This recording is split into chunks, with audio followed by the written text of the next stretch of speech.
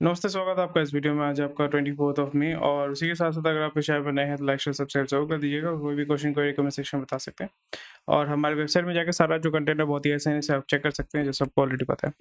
और Telegram, WhatsApp the usual and सबसे पहले लाइक कर दीजिए इस वीडियो को, ताकि इस वीडियो को जो है यूट्यूब दूसरी जगह पे पुश कर सके, ताकि इसका रीच जो है वो बढ़ सके।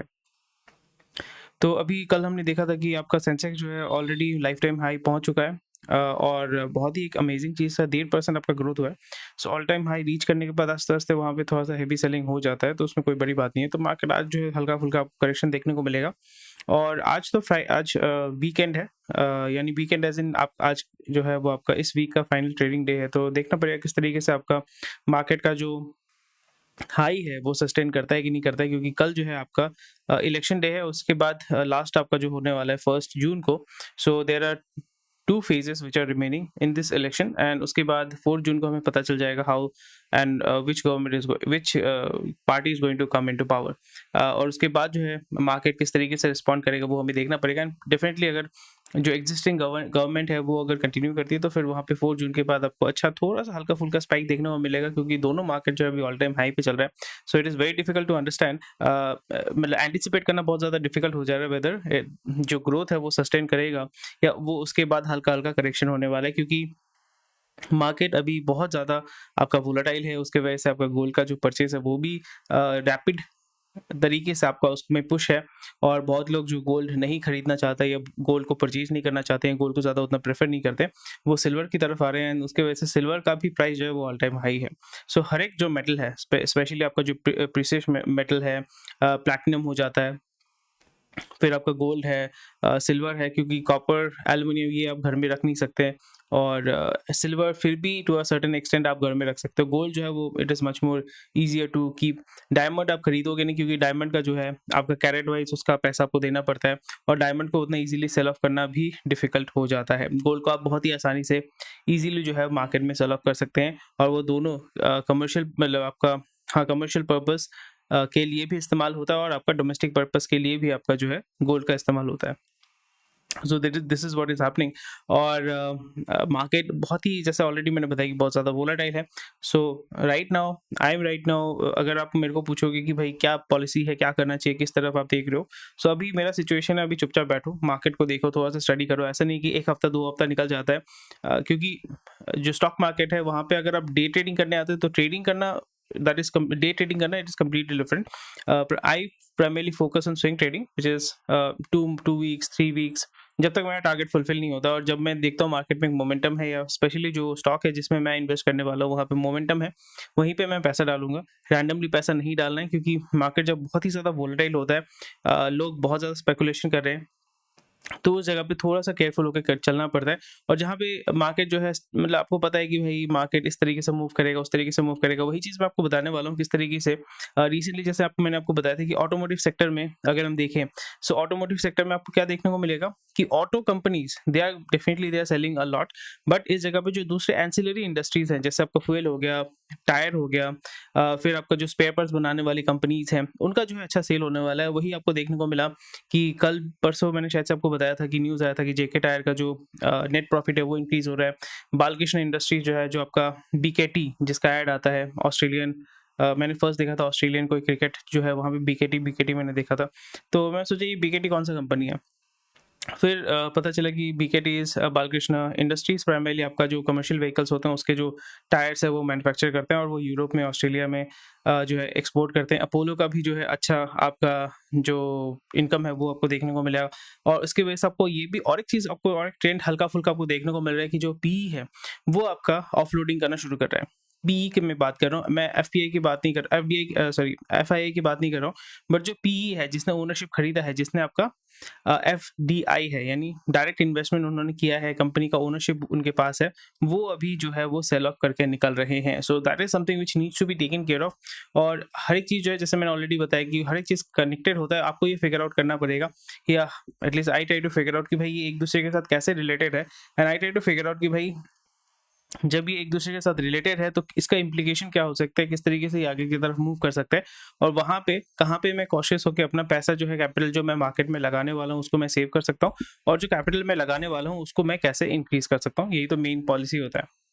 सो अभी यहाँ पे क्या देखने को मिल रहा है, इंडिगो ऑर्डर्स बिज suit and delivery this year. तो प्राइमरली यहाँ पे इंडिगो, जैसे आपको पता है कि इंडिगो प्राइमरली आपका जो लो कॉस्ट एयरलाइन है और यहाँ पे सब आपका जो सीट होता है, सीटिंग पोजीशन मतलब सीटिंग जो सिस्टम होता है वो विस्तारा जैसा नहीं होता है। विस्तारा में जैसे इनिशियली जब आप घुसते हो तो वहाँ पे अराउंड 9 सीट्स और 10 सीट जो होते हैं वो आपका प्रीमियम सेक्शन का होता है, बिजनेस क्लास बोल सकते हो बट प्रीमियम सेक्शन का होता है, प्रीमियम सेगमेंट का होता है।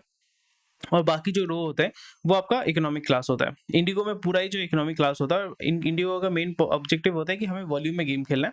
और अभी जैसे आपको ऑलरेडी पता है कि मार्केट में मोनोपोली चल रहा है, सिंपल भाषा में अगर कहें मोनोपोली चल रहा है किसका, इंडिगो का मोनोपोली चल रहा है। सेकंड आपका कौन आता है, स्पाइसजेट आता है। स्पाइसजेट के ऊपर हर 2 हफ्ते 3 हफ्ते बाद या 1 महीने बाद कोई ना कोई उसके ऊपर एनसीएलटी के पास जाता है स्पाइसजेट को लेके। सो स्पाइसजेट का खुद का लीगल बैटल है, फाइनेंशियल इश्यूज है, although it is surviving and government जो है उसको सपोर्ट करे, बिकॉज इन दिस इंडस्ट्री अगर मोनोपोली हो जाता है it will be very difficult and it will B also very bad for Indigo, because अगर कोई कंप्लेन करता है इनके अगेंस्ट में that this is a monopoly, this should not exist, तो गवर्नमेंट को जो है इस कंपनी को फिर तोड़ना पड़ेगा। That is not very good. Monopoly can not exist when there is a मतलब कोई भी गवर्नमेंट, डेमोक्रेटिक गवर्नमेंट होगा तो वो किसी भी मोनोपोली को सर्वाइव नहीं करने देगी। सिंपल भाषा में वो उसके अनजाने में हो या जाने में हो, तो ये चीज़ आपको ध्यान में रखना है, ये चीज़ आपको पता होना पड़ेगा। सबसे बड़ा एग्जांपल अगर आपको कोई बोलेगा कि मोनोपोली कौन सा था जिसको तोड़ा गया था, so that was Standard Oil, John D Rockefeller. उनका जो कंपनी था it was so big, it was declared a monopoly and then it was broken into different companies. One of the company that you might know that is Chevron is a part of Standard Oil.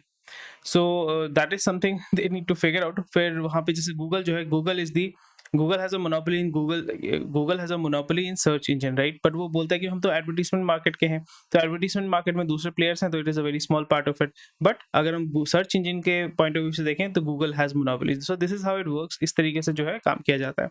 So coming back to the point, यहाँ पे Indigo जो है आपका premium segment में game खेलना चाहता है, क्योंकि उन्होंने देखा है कि भाई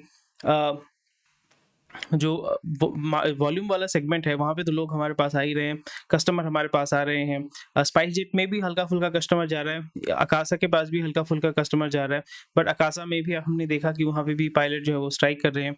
और एयर इंडिया का इशू ये है, एयर इंडिया, विस्तारा और एयर एशिया तीनों एक ही कंपनी का है, टाटा का है। एयर इंडिया में इशू ये है कि वहाँ पे आपका पायलट कभी गलत, मतलब पायलट कल हमने देखा कि गलत पायलट आ गया था। एयरबस A320 नियो के जगह पे मतलब उसको चलाना था बोइंग 737, ऐसा कुछ जो है वो मिक्सअप हो गया था। फिर अगेन दूसरे क्रू को आपको लेके आना पड़ता है, उसके वजह से आपका डिले होता है। सो that is something which is very interesting. Delay का मतलब ऐसा तो नहीं है ना कि भाई आपका एक पायलट नहीं मिला, पास में कोई पायलट बैठा उसको उठा लिया, नहीं, ऐसा नहीं होता है।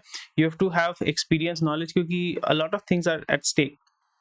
सो टिपिकली इसका स्टैंडर्ड ऑपरेटिंग प्रोसीजर ये होता है कि फॉर एग्जांपल कोई भी पायलट अगर बीमार हो जाता है, सो दूसरी जगह से उसको फ्लाई इन किया जाता है। इसलिए आप देखते हो ना कि कभी कभी फ्लाइट में पायलट भी आपके साथ पैसेंजर की सीट पे बैठ के आपके साथ जा रहे हैं, तो उनको फ्लाई इन किया जाता है, फिर उनको थोड़ा देर रेस्ट किया जाता है, रेस्ट देने के बाद फिर से जो है वो फ्लाइट जो है वो रिज्यूम करते हैं, फिर उसको वो एक पॉइंट से दूसरे पॉइंट में लेके जाते हैं। बट उसमें जो टाइम लगता है उसको अरेंज करने में टाइम तो near about 6 to 7 hours minimum होता है।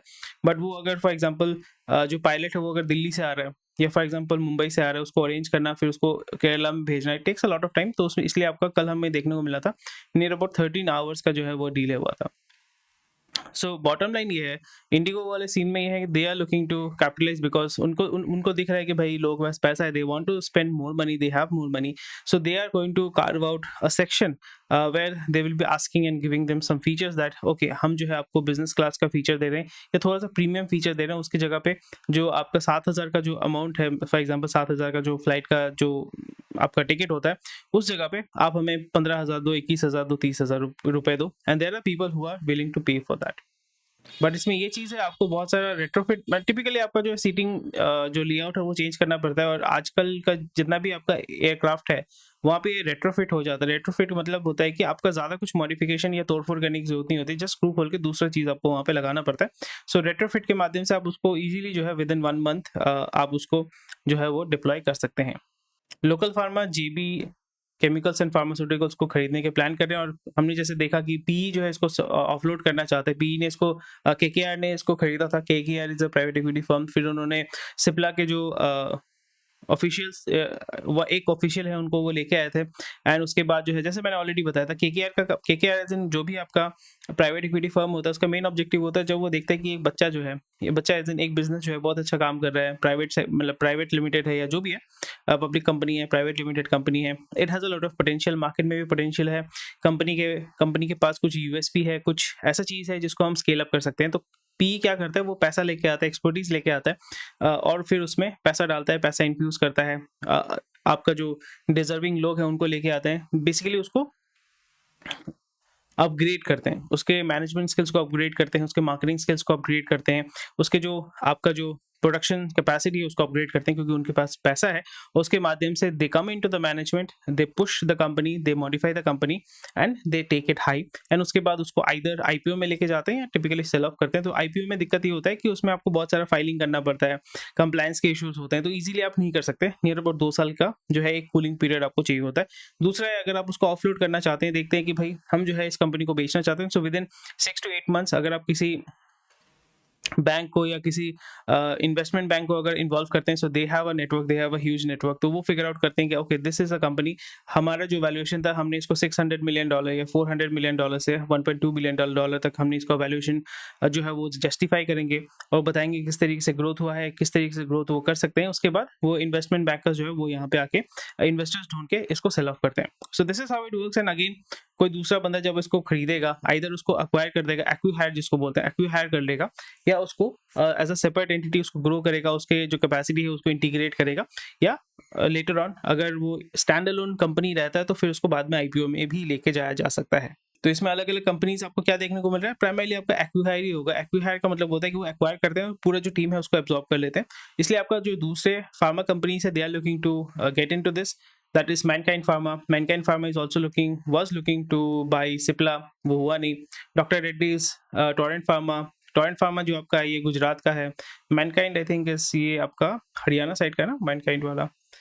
JB Chemical Pharmaceuticals. So these are the companies which are looking to. Mankind will be definitely interested because Torrent was looking to buy Cipla. Torrent was looking to buy Cipla. Torrent वही Gujarati family है.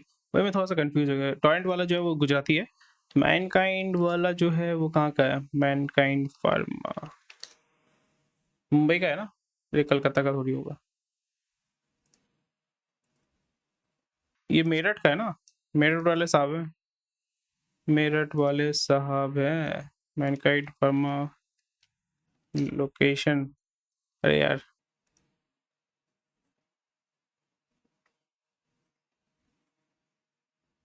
ये मत बोलो कलकत्ता वाली company है मेरठ या दिल्ली वाला जो है they are based out of there so anyway so this is how it is working and very interesting stuffs are going on in that market so they are looking to buy Torrent will be definitely interested Mankind Pharma will be definitely interested ITC का जैसे मैं कल बात कर रहा था कि ITC का भी जो रेवेन्यू है क्योंकि इतना डाइवर्सिफाइड कंपनी है तो कोई ना कोई चीज़ जो है वो दूसरे आपके रेवेन्यू या ग्रोथ को उसको थोड़ा सा नीचे की तरफ खींचता है तो आपका जो स्टैंड अलोन प्रॉफिट है वो 1% नीचे की तरफ गिरा है which is not bad at all but यहाँ पे सिगरेट का ग्रोथ उतना हुआ नहीं है but definitely there is a growth in the cigarette market and जो होटल बिजनेस है that is also very good but wheat export के ऊपर या एफएमसीजी सेगमेंट में क्योंकि आपका कुछ कुछ चीज़ों के ऊपर जो है गवर्नमेंट ने बैन लगा के रखा हुआ था तो वो एक्सपोर्ट नहीं कर पाएंगे तो फिर वो बाहर बिकेगा नहीं तो आपका फोरेक्स नहीं आएगा तो ये सारी चीज़ें होती हैं एंड बॉटम लाइन ये है कि आईटीसी या जो एफएमसीजी सेगमेंट है that is facing a lot of competition because of input cost a lot of they are facing a lot of issues because of input cost fuel cost logistics cost और वो कोशिश करेंगे and they definitely do have the whole supply chain यानी backward integration forward integration उनके पास already है definitely but जब भी कोई भी एक वेरिएबल चेंज होता रहता है तो फिर आपका जो कॉस्ट इनपुट सॉरी जो जिस कॉस्ट में आप सेल कर रहे हो वो तो फिक्स्ड ही रखना पड़ेगा वो तो वेरिएबल नहीं कर सकते बट आपका जो मार्जिन है वो वेरिएबल हो जाता है सो that is something which really affects there income and revenue Starbucks का जो सेल है 12% उठा है which is very very interesting because Starbucks primarily आपका मेट्रोपॉलिटन सिटीज़ में ही है और वो ब्रांड वैल्यू की वजह से ही वो चलता है और एक चीज़ आपको आस्ते आस्ते देखने को मिलेगा कि स्टारबक्स तो अमेरिका का है और आस्ते आस्ते आपका कनाडा का इन्फ्लुएंस भी इंडिया में आ रहा है that is Tim Horton is equivalent to Starbucks of US है। तो टिम हॉर्टन्स भी आपका जो है दिल्ली या जो आपका ऐसे एरियाज में बहुत ज़्यादा आस्ते आस्ते प्रेवलेंट हो रहा है, क्योंकि ये सारे जो है आपका फ्रेंचाइज बिजनेस में ही, फ्रेंचाइज सिस्टम में ही चलते हैं। तो टिम हॉर्टन जैसे दिल्ली में मैंने देखा था, और अलग अलग जगह पे भी हो, क्योंकि ऐसे एरियाज में जहाँ पे पंजाबी बहुत ज़्यादा है। सो ये चीज़ थोड़ा सा इंटरेस्टिंग पार्ट मैंने देखा था। आप एग्री करते हैं कि नहीं करते? क्योंकि एक बहुत ही बड़ा जो पॉपुलेशन डायस्पोरा जो है वो आपका कनाडा में रहता है। सो ऑब्वियसली एक होता है ना कि टिम हॉर्टन में हमने कॉफ़ी पिया, this is you know a Canadian brand. So Tim Horton, so ये टिम हॉर्टन्स है। It was founded in 1964 by Tim Horton and Ron Joyce, and या Tim Horton India,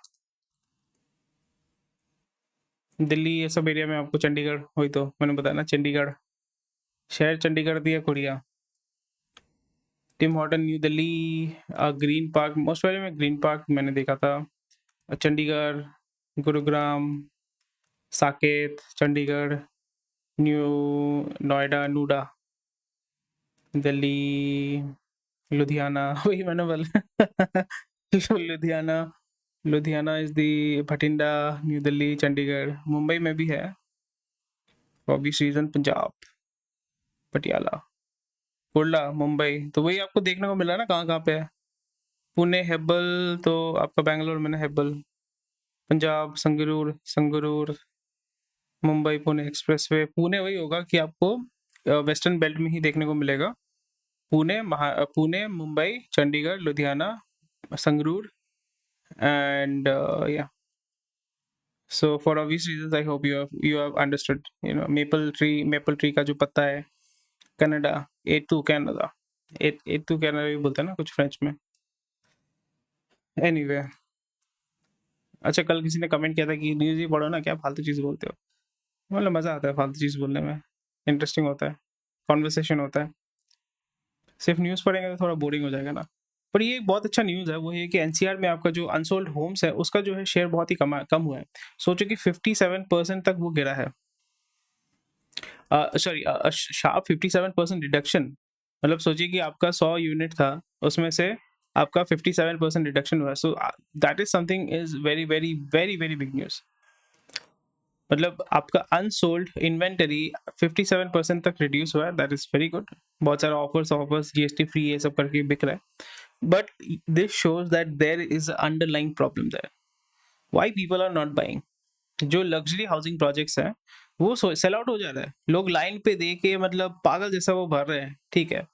luxury items are selling like crazy. पर जो affordable housing है, छोटे housing projects हैं, जो RERA registered हैं, कुछ रेरा रजिस्टर्ड तो है ही नहीं, उनका तो कुछ आता पता ही नहीं है, उसका तो डेटा ही नहीं होगा। बट ये सोचने की बात है, वो सेल ऑफ नहीं हो रहा है, वो सेल ऑफ नहीं हो रहा है। The unsold stock of homes in NCR fell from approximately 2 lakh units at the end of quarter 1 to 86,000 units.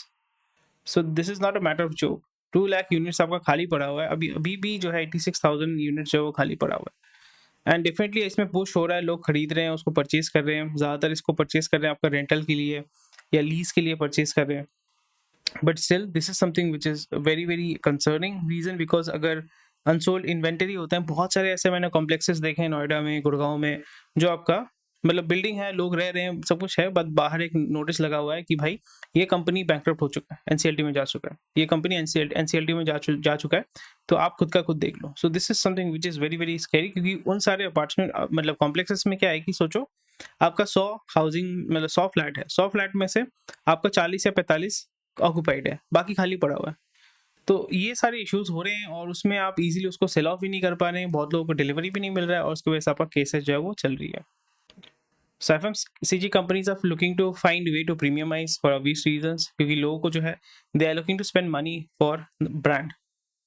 अगर आप ब्रांड बिल्डअप करते हैं और ब्रांड पे इन्वेस्ट करते हैं, और branding is a different subject all together, but branding पे अगर आप ज़्यादा फोकस करते हैं, अगर आपका मार्केटिंग, डिस्ट्रीब्यूशन, सेल चैनल सब कुछ सॉर्टेड है, मतलब बैकवर्ड इंटीग्रेशन आपने करके रखा हुआ है, जैसे कैंपा कोला अभी कर रहे हैं, बहुत ही तगड़े लेवल पे उन्होंने पुश करना शुरू कर दिया है। जैसे मैंने ऑलरेडी बताया था 1 डेढ़ साल पहले उनको परचेज़ किया था, फिर मैंने आपको बताया था कि 6 से 7 महीने के अंदर, यानी जो वर्ल्ड कप आएगा या 8 महीने के अंदर, वर्ल्ड कप के पहले ही आप देखोगे पुश करना शुरू हो जाएगा, और वो आईपीएल के पहले से ही शुरू हो चुका है। And you will see huge amount of advertisement during world cup. And और एक चीज़ आपको मार्केट में देखने को मिलेगा, पहले आपका कोल्ड ड्रिंक 20 रुपए से शुरू होता था, ठीक है? अभी 20 रुपए का जो कोल्ड ड्रिंक है वो अभी 10 रुपए में मिलना शुरू हो चुका है। उसका जो वॉल्यूम आपको मिलता था पहले 200 ml मिलता था, अभी आपको शायद से 400 ml मिलता है, समथिंग 20 रुपए का ऐसा कुछ है। तो Campa Cola is going to the market, and उनका उनका स्ट्रैटेजी वही होता है कि अब सबसे पहले अपना बैकवर्ड इंटीग्रेशन करो, अपनी मार्केटिंग करने से पहले अपनी सेल्स चैनल को सही करो, डिस्ट्रीब्यूशन चैनल को सही करो, बैकवर्ड इंटीग्रेशन सही से करो, एंड फिर उसके बाद जब सब कुछ सही होगा, फिर तगड़े लेवल पे मार्केटिंग करो। और कस्टमर को कैप्चर कैसे करना है, एक तो है कि अच्छा ब्रांडिंग करना पड़ेगा, उसी के साथ साथ आपको सस्ते में माल देना पड़ेगा, ताकि लोग उसके आदी हो जाएं, लोग उससे एडिक्टेड हो जाएं। ये सबसे बड़ा एग्जांपल आपको क्या देखने को मिला, जियो, जहाँ पे आपको सस्ते में डेटा दिया गया है 1-2 साल के अंदर, और फिर over a period of 4 to 5 years they become market leaders. So this is what is working in India, and हमें भी इससे सीखना चाहिए कि और मैं भी सीख रहा हूँ, that is why I am looking to start that trial offer, ताकि आपको मैं फ्री में जो है एक्सेस देके आपको एडिक्ट कर पाऊँ कि भाई ये कंटेंट जो आपके लिए यूजफुल है, फिर आप जो है हमारे मंथली प्लान या ईयरली प्लान पे आ सकते हैं। सो दिस इज हाउ मैं भी सीख रहा हूँ ना, अंबानी बन नहीं सकते हैं पर उससे सीख तो सकते हैं ना। So this is something you need to keep in mind, at least मैं ये फॉलो करता हूँ, आप करते हैं कि नहीं करते हैं, it is up to you. चलिए मूव करते हैं अगले न्यूज़ पे। प्रीमियमाइजेशन का रीजन ये है कि उसमें मतलब जो एग्जिस्टिंग ब्रांड है, जैसे नेस्ले का है, नेस्कैफे को ही वो प्रीमियमाइज कर रहे हैं, वो कर रहे हैं कि भाई नेस्कैफे गोल्ड या समथिंग ऐसा कुछ करके वो सेल कर रहे हैं। तो अभी मैं देख लेता हूँ, नेस्कैफे गोल्ड, ये एक आता है नेस्कैफे गोल्ड, 500 रुपए का, 900 रुपए का, ये आता है नेस्कैफे। नॉर्मल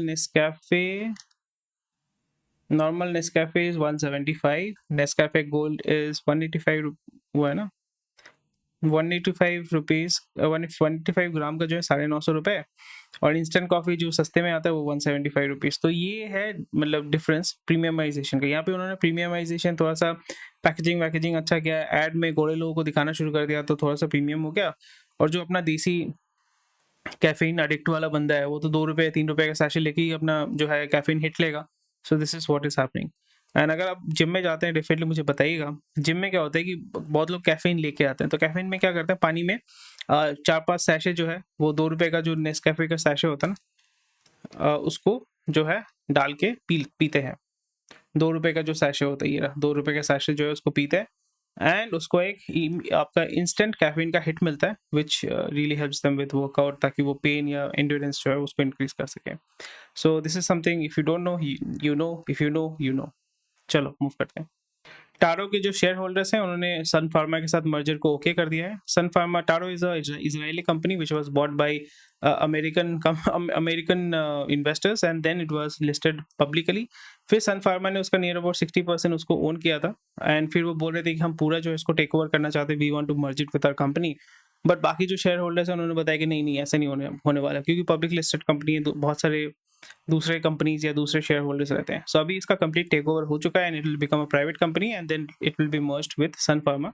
और सन फार्मा के साथ वो मर्ज हो जाएगा, तो फिर इनका जो टारो जो है उसका प्राइमरीली आपका सेल होता है कहाँ पे, यूएस, कनाडा और इसराइल में उसका जो है मार्केट है। ठीक है, तो एक पब्लिक कंपनी को कैसे प्राइवेट करते हैं, सबसे बड़ा एग्जांपल अगर आपको कोई पूछता है कि भाई पब्लिक कंपनी कैसे प्राइवेट हो सकती है, so simple example is Twitter now it has become x. तो ट्विटर जो था वो पब्लिक लिमिटेड कंपनी था, फिर उसको इलॉन मस्क ने परचेज कर लिया, and it become a private limited company, and this is how it works. एक पब्लिक लिमिटेड कंपनी प्राइवेट भी हो सकता है, प्राइवेट लिमिटेड कंपनी पब्लिक भी हो सकता है। So you can change the form of the company as per your requirement if you are planning to do that. MG Motor is looking to deliver 3,000 EVs to Vertello. Vertello is an integrated fleet electrification platform. But made in India का क्या हुआ भाई? टाटा का लेना चाहिए था।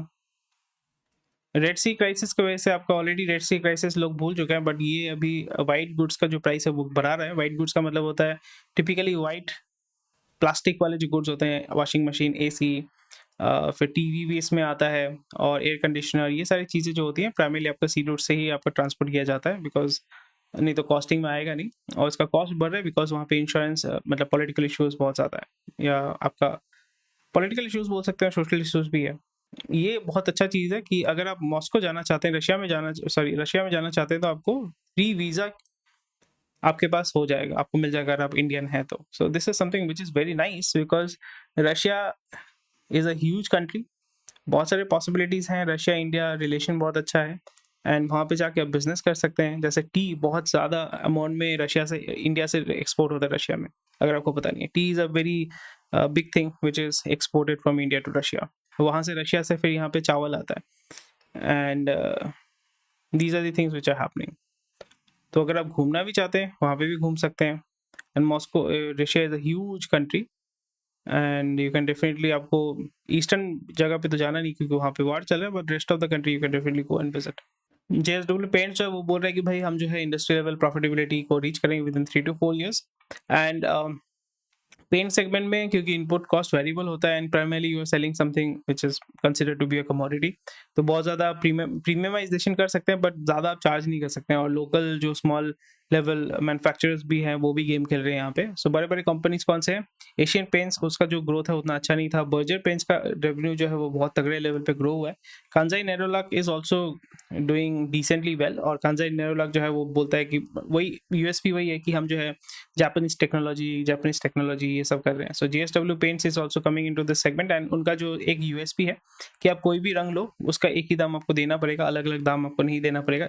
वेरिन आपका Asian paints में किसी भी ब्रांड का अगर आप रंग जो है वो लेते हैं, हर एक ब्रांड का, हर एक कलर का जो है कॉस्ट अलग अलग होता है। उसी जगह पे जेएसडब्ल्यू बोल रहे हैं कि आप कोई भी कलर लो, काला लो, सादा लो, पीला लो, नीला लो, कोई भी लो, उसका प्राइस जो है आपको सेम ही देना पड़ेगा, और वो स्क्वायर बॉक्स में सेल कर रहे हैं। So they are trying to build a brand, and also on in terms of price they are also looking to play a very good game in this segment. So that's about it for today, thank you for watching this video. बाकी बहुत सारे news हैं, but जो important news था वो मैंने cover कर दिया आपके लिए। Thank you for watching this video. कोई भी क्वेश्चन क्वेरी कमेंट सेक्शन में बता सकते हैं। हमारे वेबसाइट में जाइए, रेगुलर अपडेट्स पाइए, और सारा जो न्यूज़ अपडेट जो है वो आपको हमारे वेबसाइट में मिल जाएगा, और एंजॉय कीजिए हमारे न्यूज़ को। कोई भी क्वेश्चन क्वेरी कमेंट सेक्शन में बता सकते हैं। हमारे टेलीग्राम ग्रुप को ज्वाइन कीजिए, और गूगल न्यूज़ पे फॉलो कीजिए। व्हाट्सएप चैनल को भी आप ज्वाइन कर सकते हैं। Thank you for watching this video. कोई भी question, again the same thing I am repeating, anyway thank you for watching this video.